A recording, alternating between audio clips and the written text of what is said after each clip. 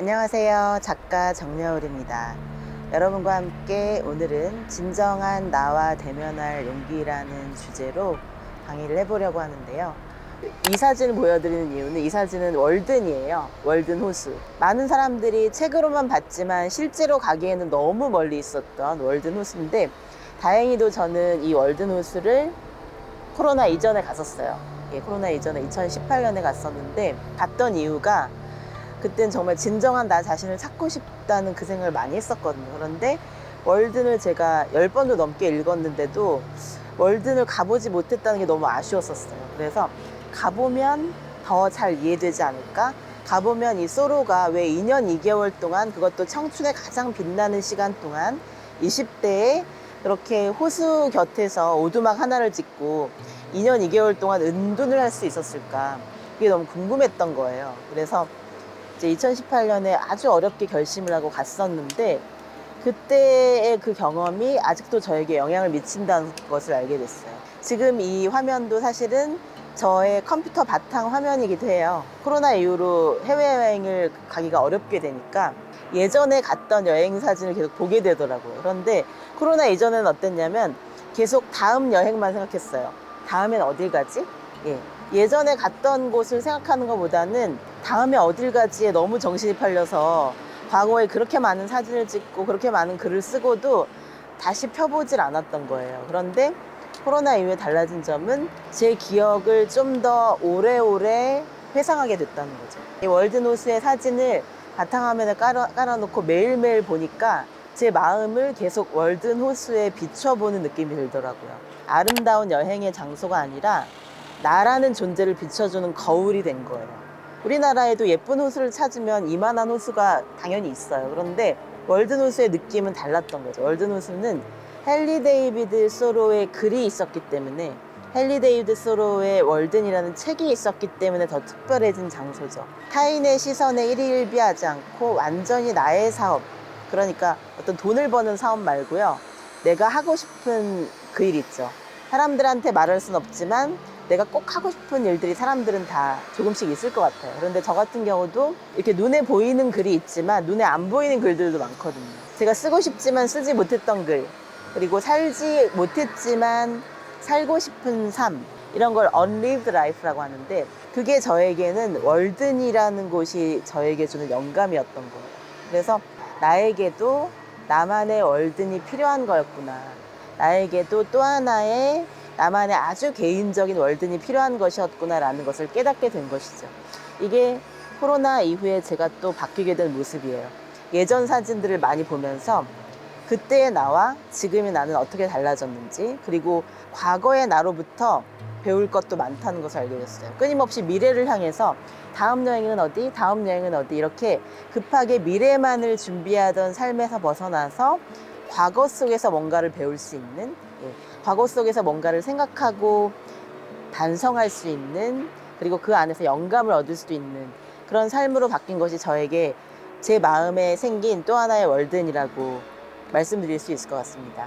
그래서 이 책은 매일매일 우리가 심리학을 공부하면 달라지는 것들에 대한 그 얘기를 말씀드리고 싶었던 거예요. 매일매일 심리학이라는 월드노스에 비춰보면 나의 삶은 어떻게 달라질까에 대한 고민이 이 책에 들어있는 것입니다.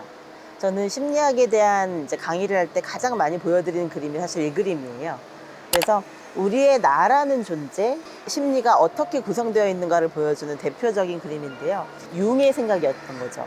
프로이트는 초자와 에고와 이드, 이렇게 인간의 심리를 나누잖아요. 그런데 융은 이렇게 봤던 거예요. 좀 더 단순한데요. 에고와 셀프로 나눠져 있다고 생각했어요. 셀프와 달리 에고는 타인의 시선에 비친 나의 모습이기 때문에 어떻게 할 수 있죠?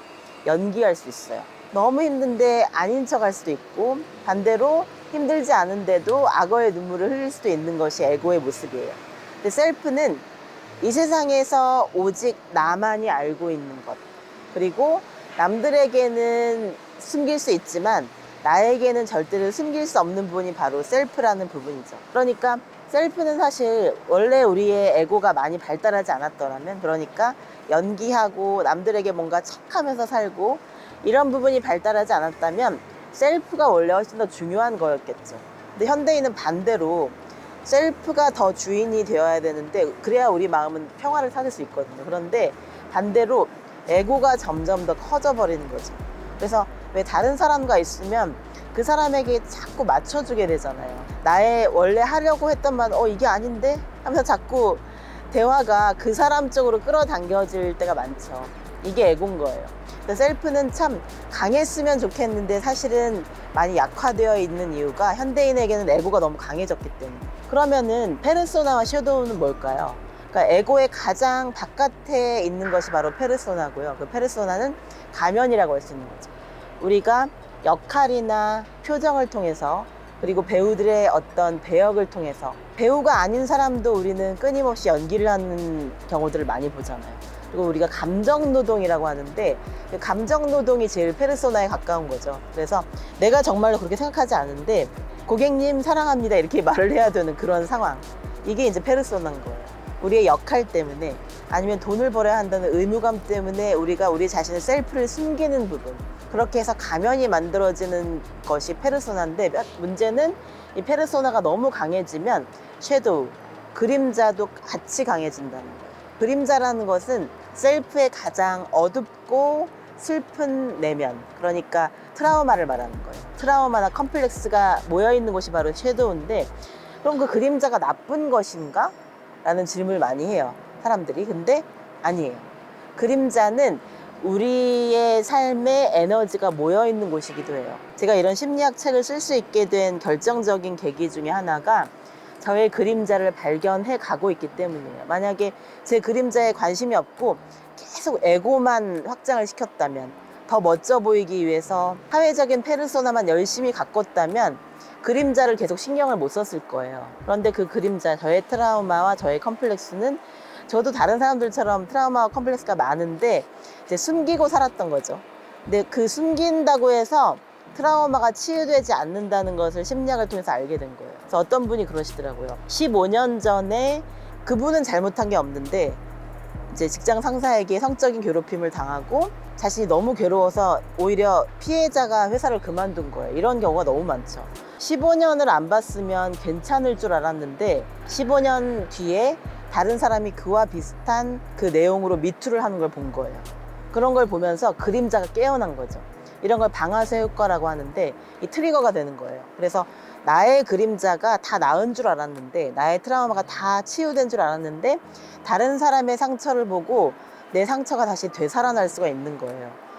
그러면 그게 꼭 나쁜 것이냐? 그게 아니라는 거예요. 왜냐하면 그림자는 오늘 강의의 핵심이에요. 오늘 강의는 나와 대면할 용기라고 했잖아요. 진정한 나와 대면하는 데 있어서 그림자와 만나는 것은 핵심적인 만남이기 때문에. 그래서 그림자와 만난 사람과 그림자와 만나지 못한 사람의 인생이 확 달라진다고 보시면 돼요. 그림자와 만난 사람은 어떠냐면 자신의 상처를 너무나 잘 알아요. 어느 정도 치유됐는지도 어느 정도는 보여요. 그림자에 대처할 수가 있게 되는 거예요. 자신의 그림자를 돌볼 수 있고 자신의 그림자를 치유할 수 있는 용기도 그림자와 대면한 사람만이 생기는 거더라고요. 그런데 그림자를 대면하지 않고 계속 피하면 난 그런 일이 없었어. 나에게는 결코 그런 끔찍한 사건이 없었던 것처럼 내가 나에게도 연기를 할 수 있거든요. 그러면 잊을 수 있을 줄 알았는데 15년이 지나도 안 잊혀지는 거죠. 저는 초등학교 4학년 때 11살 때 그 학교에서 왕따를 당했는데 그게 저의 평생을 지배하고 있다는 것을 몰랐어요. 나중에 심리학을 공부하면서 알게 된 거예요. 그래서 그때 내가 당했던 그 상처가 아직도 나에게 남아서 나의 내성적인 성격, 상처를 유난히 잘 받는 그 연약한 성격, 이런 것들이 그때 형성되었다는 것을 거의 20년이 지나서 알게 된 거예요. 그런데 그걸 만약에 몰랐다면 계속 그건 상관없어. 그리고 심지어 저는 왕따를 당한 것이 너무 제 잘못이 아닌데도 제가 부끄러워서 남들한테 얘기를 못했던 거예요. 그런데 제가 나를 돌보지 않는 나에게라는 저의 책에서 그 얘기를 처음으로 썼거든요. 상처조차 아름다운 당신에게라는 책에서도 저의 그 왕따의 아픈 기억에 대해서 글을 썼어요. 이제는 강의도 하기도 해요. 그러니까 예전에는 말도 못하고 글도 못 썼던 그 저의 너무 아픈 기억이 이제는 사람들과 소통할 수 있는 어떤 이야기가 된 거예요. 이제는 예전처럼 아프지 않은 거죠. 아픔이 간접적으로 남아있고 직접적으로 지금 저를 찌르고 있진 않은 거죠. 그게 상처와 대면을 했을 때 생기는 용기의 본질인 것 같아요. 나의 셀프라는 것은 섀도우와 만나야만 발견된다는 것. 나의 진정한 내면의 자기라는 것은 그림자와 만나야만 진짜 발견될 수 있다는 것을 여러분들이 기억하시면 좋을 것 같아요. 그래서 오늘의 핵심 단어는 그림자인데, 그럼 그 그림자를 어떻게 해야 되는가? 그림자를 가지고 우리가 무엇을 해야 될까라는 것을 보여주는 그림이 바로 저는 라푼젤이라고 생각해요. 여러분, 라푼젤 애니메이션을 많이 보셨을 것 같은데 사실 그림 형제 동화에 나오는 라푼젤의 이야기는 훨씬 더 슬퍼요. 디즈니 애니메이션에는 라푼젤이 납치당한 것으로 나오는데 사실은 부모님이 실제로 버린 아이였어요. 그게 라푼젤의 그림자였던 거죠. 버려진 아이라는 사실, 자기는 고아라는 사실, 부모님이 있는데도 부모님이 자신을 버렸다는 것이 자신도 모르는 그림자였어요. 근데 마녀가 키워주고 있는데 그 고델이라는 마녀는 이 아이를 정말로 사랑하진 않는 거죠. 이 아이를 이용만 해먹고 있는 거예요. 그래서 저 기나긴 머리카락을 타고 성 위로 올라가서 라푼젤을 필요할 때만 저렇게 만나고 오는 거예요. 마녀는 그러니까 라푼젤을 보살펴 주는 것 같지만 사실은 라푼젤을 착취하고 있었던 거죠. 그리고 라푼젤이 진정한 삶과 진짜 자기 자신과 만나지 못하도록 계속 가리는 거대한 에고의 성벽 역할을 하고 있었던 것이 바로 마녀예요. 그런데 우연히도 저 왕자가 숲에서 길을 잃었다가 라푼젤이 성에서 살고 있는 것을 알게 되죠. 그리고 저 머리카락을 자기도 타고 올라가서 라푼젤과 마침내 만나게 되고, 라푼젤이 만난 마녀가 아닌 첫 번째 타인이 바로 왕자였던 거죠. 사랑에 빠질 수밖에 없었겠죠. 그렇게 사랑에 빠져요. 그런데 둘이 사랑에 빠진 것을 계속 숨기고 있다가 어느 날 갑자기 라푼젤이 자신도 모르게 비밀을 누설해버려요. 이것도 자기와의 만남인데 뭐냐면, 왕자를 들어올릴 때는 머리카락으로 왕자를 들어올리니까 얼마나 힘들겠어요. 그런데도 힘든 걸 몰랐던 거예요. 왜냐하면 사랑하니까. 그런데 마녀를 들어올릴 때는 처음에는 몰랐다가, 예전에는 그냥 습관이었죠. 마녀가 들어올려 달라고 하면 마녀밖에는 아는 사람이 없으니까 비교 대상이 없었던 거예요. 그런데 이제 비교 대상이 생긴 거죠.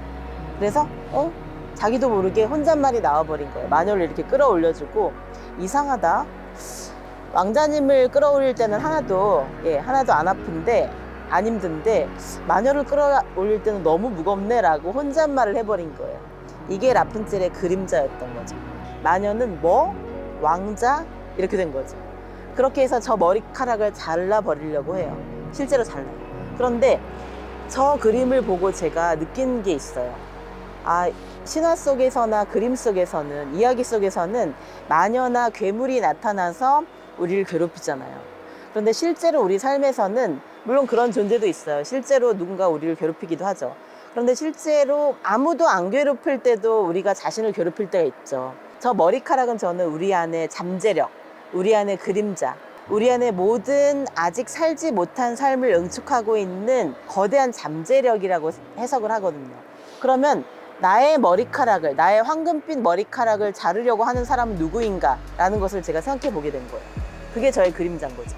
나의 잠재력을 스스로 억압하고 있는 것은 누구인가? 그건 때로는 저 자신이더라고요. 어릴 때는 엄마와 아빠와 이제 많이 갈등을 하면서 저는 글을 쓰고 싶은데 부모님은 글을 못 쓰게 했으니까 그게 그림자였어요. 그런데 지금은 아무도 안 막는데 제가 저 자신을 가로막을 때가 있어요.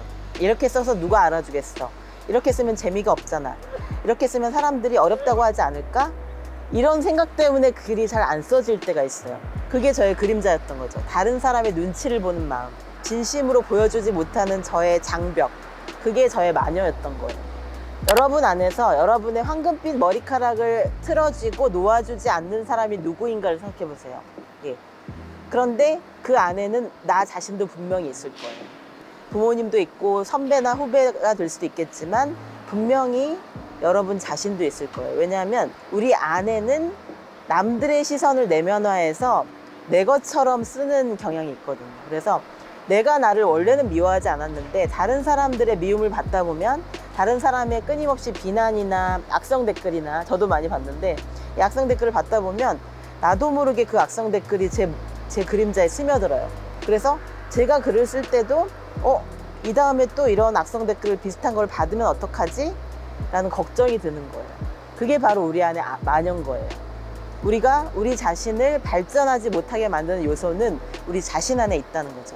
바로 그 내면의 그림자와 만날 용기를 주는 것이 저는 심리학이라고 생각해요. 그래서 오늘의 마지막 그림을 보여드리면 이게 바로 제가 심리학을 공부하는 결정적인 이유이기도 한데 셀프를 마주하게 해준 그림이기도 했어요.